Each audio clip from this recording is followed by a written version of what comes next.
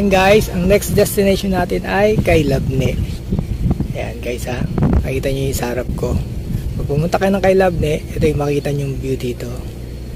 Ayan, magandang view hanggang doon. Nakikita nyo na yung Bataan at Corridor.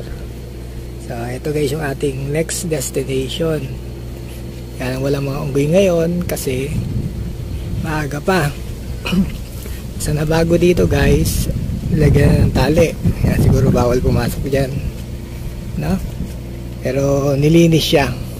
Yan, nilinis. Ayan guys yung entrance na kay Labne. Kaya lang kailangan niya tayo magpabuka para makasok dyan. Yan, ganda dyan guys, exclusive. Yan, ito yung kabila niya, may mga yati.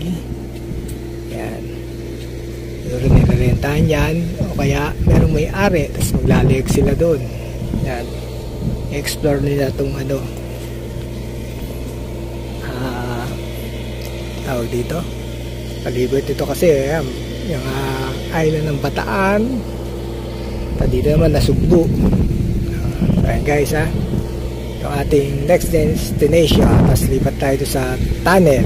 Ayan, baka dun guys ay maligo tayo sa beach. Ayan ha, medyo late na yung ating outing. So guys, ano na, lipat na tayo. Ito lang ang aking short vlog dito sa kay Labne Bay. Yan ang hindi nakakasawang view dito na pag wala kang magawa. Yan, short ride ka lang. Ayan guys, short ride lang tayo eh.